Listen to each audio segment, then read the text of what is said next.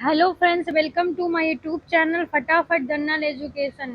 तो आज इस वीडियो में हम लोग यूपी टेट यानी उत्तर प्रदेश शिक्षक पात्रता परीक्षा 2011 का पीवाईक्यू क्वेश्चन को देखेंगे। तो इसमें पहला क्वेश्चन है, बाल विकास एवं शिक्षण विधि से निम्न कक्षाओं में शिक्षण की खेल विधि आधारित है। तो इनमें बताना है किन कक्षाओं में शिक्षण की खेल विधि आधारित है। पहला ऑप्शन है शारीरिक शिक्षा कार्यक्रमों के सिद्धांत पर, शिक्षण की विधियों के सिद्धांत पर, विकास एवं वृद्धि के मनोवैज्ञानिक सिद्धांत पर, या फिर शिक्षण के सामाजिक सिद्धांतों पर। तो इसका राइट आंसर हो जाएगा विकास एवं वृद्धि के मनोवैज्ञानिक सिद्धांत पर जो है खेल विधि आधारित है। इसमें हम देख लेते हैं व्याख्या इसकी क्या है। निम्न प्राथमिक स्तर पर बालकों को शिक्षा प्रदान करने के साथ यह भी आवश्यक होता है कि उनकी शारीरिक वृद्धि एवं विकास पर ध्यान दिया जाए। इसके लिए सबसे सर्वोत्तम विधि जो है खेल विधि है, क्योंकि खेल विधि वृद्धि एवं विकास के मनोवैज्ञानिक सिद्धांत पर आधारित होती है। तो इसका right answer option number C हो जाएगा। डिसलेक्सिया संबंधित है, तो डिसलेक्सिया जो है किससे संबंधित है? ऑप्शन है मानसिक विकार से, गणितीय विकार से, पठन विकार से, व्यवहारिक विकार से। तो डिसलेक्सिया जो है पठन विकार से संबंधित है।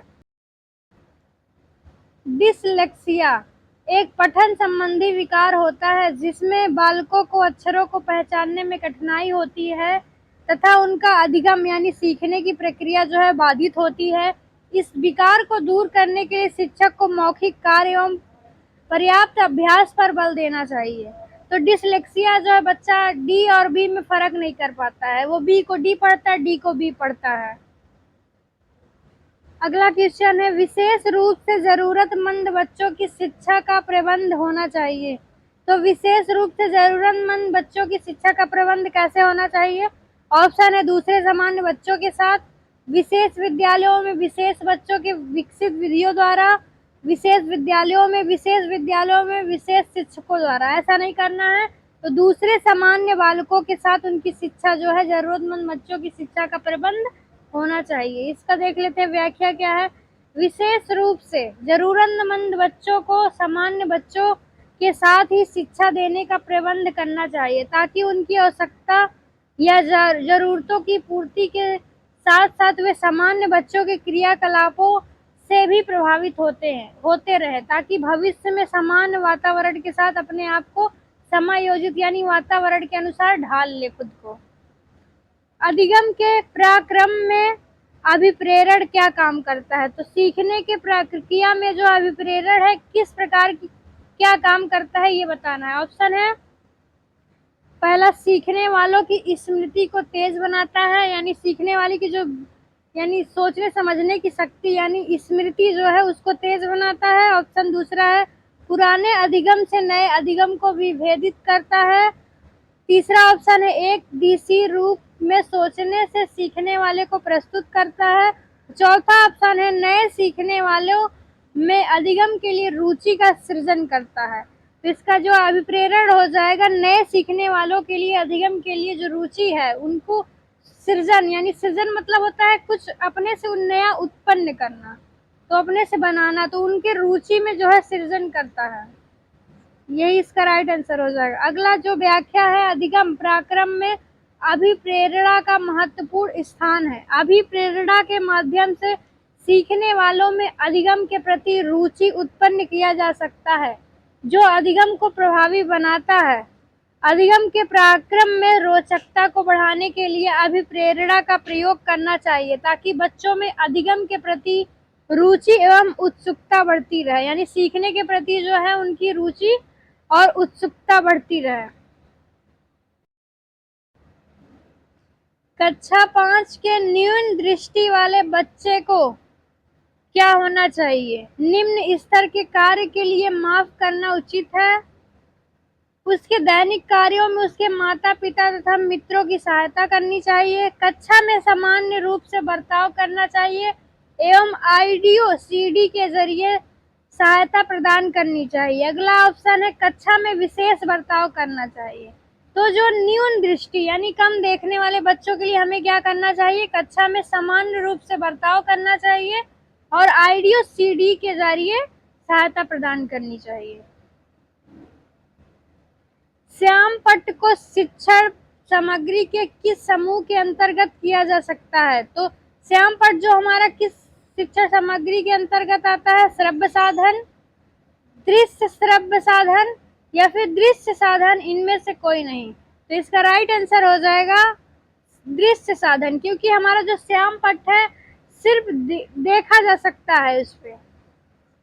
तो यहाँ पे जो श्रव्य होता है, जो जिससे सुना जाता है, जो सुनने के लायक, जैसे ऑडियो हो गया। और तीसरा ऑप्शन है दृश्य और श्रव्य साधन, जो सुनाई भी दे और दिखाई भी दे, जैसे टेलीविजन हो गया। निम्न में कौन शिक्षण कुशलता से संबंधित है? तो कौन सा शिक्षण बताना है? कुशलता से संबंधित है। ऑप्शन है श्याम पट्ट पर लिखना, प्रश्नों को हल करना, प्रश्न पूछना, उपरोक्त सभी। तो इसका राइट आंसर हो जाएगा उपरोक्त सभी, क्योंकि श्याम पट्ट पर लिखेंगे तो जो बच्चा होगा वो आकर्षित होगा, यानी वो सीखने में उसकी रुचि उत्पन्न होगी। तो ये भी सही हो जाएगा। प्रश्नों को हल करेगा तो उसे और भी प्रश्न कल हल करने का मन करेगा, तो वो भी, ये भी राइट आंसर हो जाएगा। प्रश्न पूछना, जब कोई प्रश्न पूछता है तो बच्चे की रुचि जो है और बढ़ती है, इसका उत्तर मैं दे पाऊं। कक्षा में जो विद्यार्थी प्रश्न पूछते हैं उन्हें क्या करना चाहिए? कक्षा के बाद शिक्षक से मिलने की सलाह दी जाए। दूसरा ऑप्शन है कक्षा चर्चा में भाग लेने के लिए प्रोत्साहित किया जाए। और तीसरा ऑप्शन है लगातार प्रश्न पूछने के लिए प्रोत्साहित करना चाहिए। स्वतंत्र रूप से उत्तर ढूंढने के लिए प्रोत्साहित करना चाहिए। तो इसका राइट आंसर हो जाएगा लगातार प्रश्न पूछने के लिए प्रोत्साहित करना चाहिए। जैसे बच्चा जितने भी प्रश्न पूछेगा उतना ही उनका मनोबल बढ़ेगा और उन्हें और भी इच्छुक होगा वो जानने के लिए। तो लगातार प्रश्न पूछने के लिए उसे प्रोत्साहित करना चाहिए। शिक्षा की किंडरगार्टन पद्धति का प्रतिपादन किसने किया था? तो किंडरगार्टन पद्धति का प्रतिपादन जो है किसने किया था? टीपी नन ने, स्पेंसर ने, फ्रोवेल ने, मॉन्टेसरी ने। तो इसका राइट आंसर हो जाएगा फ्रोवेल ने किया था। इसकी व्याख्या देख लेते हैं हम लोग। मनोवैज्ञानिक फ्रोवेल ने 1840 में जर्मनी में पहला किंडरगार्टन खोला था। तो किंडरगार्टन जो है किसने खोला था? फ्रोवेल ने 1840। और कहाँ पे? जर्मनी में। अगला क्वेश्चन है, एक अभिभावक आपसे विद्यालय में मिलने के लिए कभी नहीं आता है तो आप क्या करेंगे? यानी एक अभिभावक जो है आपसे विद्यालय में मिलने के लिए नहीं आता है तो एक शिक्षक के रूप में आप क्या करेंगे? ऑप्शन है बच्चे की उपेक्षा करेंगे। नहीं नहीं, ऐसा नहीं करना है। अभिभावक को लिखेंगे, आप स्वयं उनसे मिलने जाएंगे, बच्चे को दंड देंगे। तो इसका राइट आंसर हो जाएगा आप स्वयं उनसे मिलने जाएंगे। बचपन का सांप्रतिक दृष्टिकोण की मान्यता है तो क्या है? बहुत तरीके से बच्चे प्राप्त वयस्कों के बराबर होते हैं। बच्चों को युवा प्राप्त वयस्कों के रूप में सबसे अच्छा माना जाता है। बचपन आधारित रूप से प्रतीक्षा अवधि है। बचपन वृद्धि एवं परिवर्तन की एक अनूठी अवधि है। तो इसका राइट आंसर हो जाएगा बचपन जो है वृद्धि एवं परिवर्तन की एक अनूठी अवधि है। एक परिणामीकृत पठन परीक्षण के लिए 5वीं कक्षा को प्रस्तुत करने में शिक्षक को आधिकारिक परामर्श दिया जाता है कि क्यों दिया जाता है ये बताना है। बच्चों को बोलना कि परीक्षण बहुत महत्वपूर्ण है तथा वह उसमें अच्छा प्रदर्शन करेगा। पूर्ववर्ती परीक्षा से प्रधान प्रश्नों को चिन्हित करना एवं छात्रों को उन्हें उत्तर देने की अनुमति देना। निम्न कोटि के पाठकों को प्रशिक्षण देना ताकि कक्षा के शेष बच्चे किसी भी तरीके से अच्छा करें। और अगला ऑप्शन है परीक्षण में आने वाले समान प्रकार के प्रश्नों के उत्तर देने के लिए छात्रों को अभ्यास कराना। तो इसका right answer option number D हो जाएगा। असंगठित घर से आने वाला बच्चा सबसे अधिक कठिनाई का अनुभव करेगा। तो क्या अनुभव करेगा? असंगठित घर से आने वाला बच्चा सबसे अधिक कठिनाई का अनुभव क्या करेगा? सुनिर्मित पाठों में, स्वतंत्र अध्ययन में, नियोजित निर्देश में, अभ्यास पुस्तिकाओं में। तो इसका राइट आंसर हो जाएगा स्वतंत्र अध्ययन में। इसकी व्याख्या है असंगठित घर से आने वाले बच्चों में उनके वातावरण का प्रभाव अवश्य पड़ता है, जिससे उनमें अनुशासन एवं आत्मनिर्भरता जैसे गुणों का अभाव हो जाता है। इन गुणों के अभाव में बालक स्वतंत्र अध्ययन करने में कठिनाई अनुभव करेगा। जैसे असंगठित घर से बच्चे आते हैं, जहाँ पे जिस घर में ज्यादातर लड़ाई झगड़े होते रहते हैं, वहाँ का वातावरण जो है उसका प्रभाव बच्चे पर पड़ेगा, तो वो स्वतंत्र रूप से अध्ययन करने में कठिनाई का अनुभव करेगा। अगला क्वेश्चन है, आप देखते हैं कि एक छात्र बुद्धिमान है, तो आप क्या करेंगे? उसके साथ संतुष्ट रहेंगे, उसे अतिरिक्त गृह कार्य नहीं देंगे, वह जैसे अधिक प्रगति कर सके उस तरह से उसे क्या करें? प्रेरित करें। यानी जैसा बच्चा प्रगति करे उसको क्या करें? और मोटिवेट करें। उसके अभिभावकों को सूचित करेंगे कि वह बुद्धिमान हो गया है। अगला क्वेश्चन है, यदि कुछ विद्यार्थी कक्षा में अध्ययन की चित्रवृत्ति नहीं है तो आप क्या करेंगे? उन्हें अध्ययन के लिए बाध्य करेंगे, उन विद्यार्थियों को कक्षा छोड़ने के लिए कहेंगे, उन्हें चेतावनी देंगे कि वे अवश्य अध्ययन करें, नहीं आप प्रधानाध्यापक को सूचित कर देंगे, उन्हें उनकी रुचि अथवा आप अपने विषय के अनुसार रुचिपूर्ण चीजें बताएंगे। तो इसका right answer option number D हो जाएगा। उन्हें उनकी रुचि अथवा आप अपने विषय के अनुसार रुचिपूर्ण चीजें बताएंगे। अगला क्वेश्चन है, वह स्तर जिसमें बच्चा किसी वस्तु एवं घटना के बारे में तार्किक रूप से सोचना शुरू करता है तो कहा जाता है। तो जो बच्चा जो होता है, ऐसा कौन सा स्तर है जिसमें बच्चा जो है किसी वस्तु एवं घटना के बारे में तार्किक रूप से सोचना शुरू करता है, तो उसे क्या कौन सी अवस्था कहा जाती है? मूर्त क्रियात्मक अवस्था कही जाती है। पियाजे के संज्ञानात्मक विकास के सिद्धांत के अनुसार तीसरे चरण अर्थात मूर्त संक्रियात्मक अवस्था ऐसी अवस्था है जिसमें 7 से 11 वर्ष तक के बालक किसी वस्तु या घटना के बारे में तार्किक रूप से सोचना प्रारंभ कर देता है।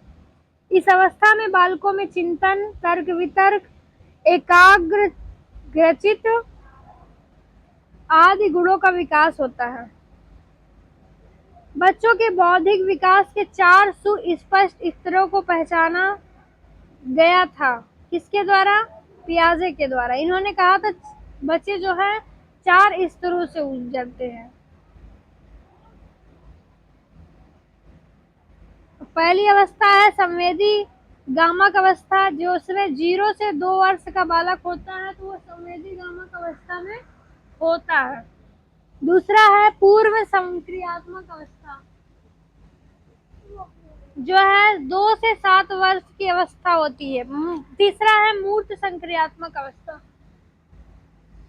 जिसमें बालक जो है 7 से 11 वर्ष की अवस्था में होता है। और चौथा है औपचारिक संक्रियात्मक अवस्था, जो है 11 से 15 वर्ष तक का बालक होता है।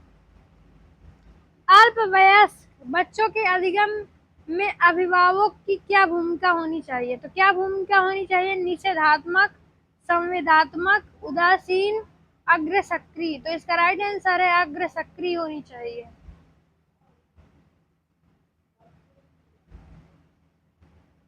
अगला क्वेश्चन है, बच्चों के संज्ञानात्मक विकास का सबसे अच्छे तरीके से परिभाषित किया जा सकता है। तो कहाँ किया जा सकता है? खेल के मैदान में, ऑडिटोरियम में, विद्यालय के कक्षा में, गृह में। तो इसका राइट आंसर है विद्यालय एवं कक्षा में। अगला क्वेश्चन है, को अभिप्रेरित शिक्षण के एक संकेत के रूप में विवेचित किया जाता है। तो किसको किया जाता है?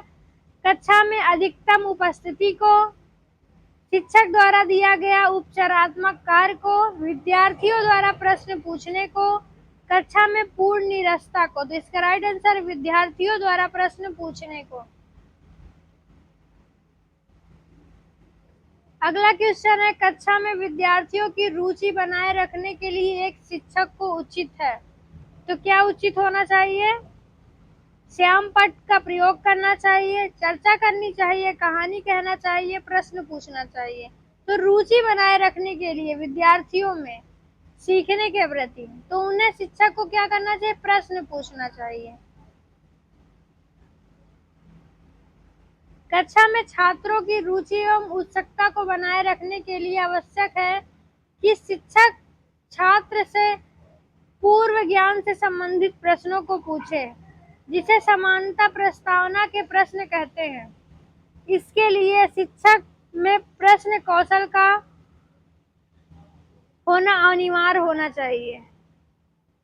विद्यार्थियों को विद्यालय में खेलना क्यों उचित है? तो विद्यार्थियों को विद्यालय में खेलना क्यों उचित है, ये बताना है। उन्हें शारीरिक रूप से सशक्त बनाया जाएगा, या शिक्षकों के लिए काम आसान करेगा, या समय बिताने में सहायक होगा, या सहयोग एवं संतुलन का विकास होगा। तो इसका राइट आंसर है या सहयोग एवं संतुलन का विकास करेगा।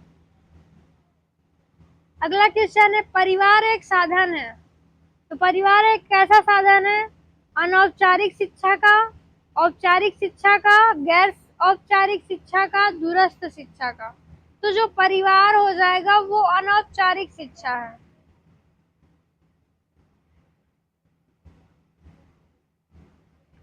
अगला क्वेश्चन है, एक शिक्षक विद्यार्थियों में सामाजिक मूल्यों को विकसित करता है, तो एक शिक्षक विद्यार्थियों में सामाजिक मूल्यों को कैसे विकसित करता है, बता।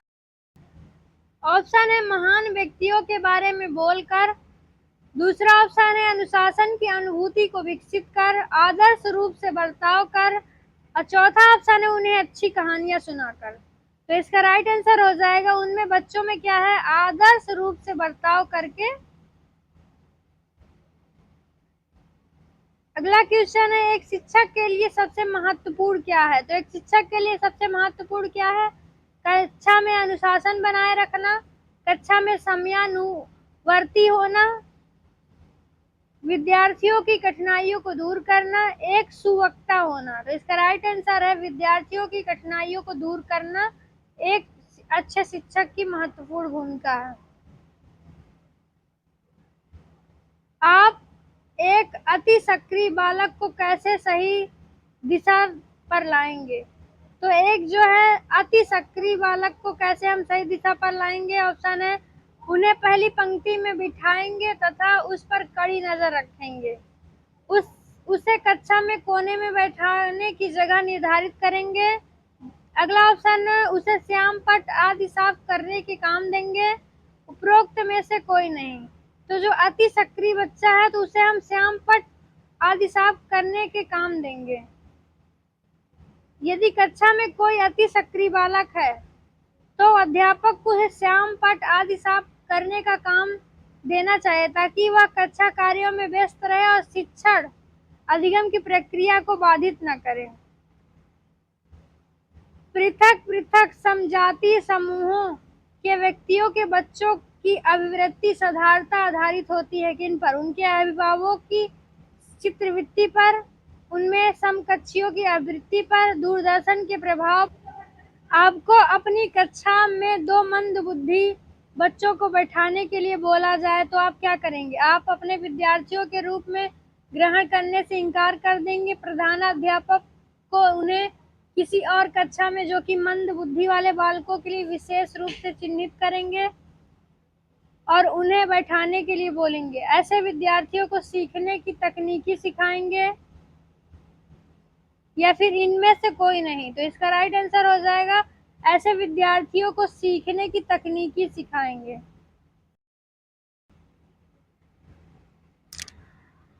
एक शिक्षक को साधन संपन्न होना चाहिए, इसका क्या अर्थ है? तो एक शिक्षक को साधन संपन्न होना चाहिए, इसका क्या अर्थ है? उनके पास पर्याप्त धन संपदा होनी चाहिए ताकि उसे शिक्षण देने की जरूरतें न पड़े। उनका अधिकारियों के उच्च स्तर से संपर्क होना चाहिए। उनको अपने विद्यार्थियों की समस्याओं को हल करने का पर्याप्त ज्ञान होना चाहिए। विद्यार्थियों के बीच उनकी प्रसिद्धि होनी चाहिए। तो इसका राइट आंसर है उनको अपने विद्यार्थियों की समस्याओं को हल करने का पर्याप्त ज्ञान होना चाहिए। सीडीपी का आखिरी क्वेश्चन है, बच्चों में संवेगात्मक संयोजन प्रभावित होता है। तो समायोजन प्रभावी कैसे होता है? व्यक्तित्व निर्माण में, कक्षा शिक्षण में, अनुशासन में, उपरोक्त सभी में। तो समायोजन प्रभावी किससे होता है? सभी से होता है। व्यक्तित्व निर्माण से भी, कक्षा शिक्षण में भी, अनुशासन में भी। तो इसका राइट आंसर हो जाएगा उपरोक्त में से सभी। तो इस वीडियो को यहीं करते हैं, अगली वीडियो में हिंदी